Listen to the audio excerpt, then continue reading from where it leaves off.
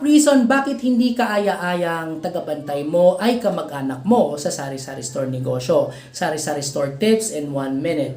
Yes, if yung tagabantay mo is kamag-anak mo, hindi masyadong kaya-aya no? Hindi ko naman nila lahat, meron namang matitino, pero most of the time ito yung kwentong naririnig natin. Kasi pag kamag-anak mo, meron siyang self-entitlement or parang sense of entitlement na feeling niya may-ari na rin siya kasi related siya sa'yo. So, gagawin niya yung mga ginagawa na may-ari no? So, hindi siya mag-o-open ng tindahan ng maaga sa dapat niyang time na i-open, and minsan magiging early yung pag-close niya ng tindahan kumpara sa dapat niya siya nang i-close. For example, dapat closing time niya is 10 p.m.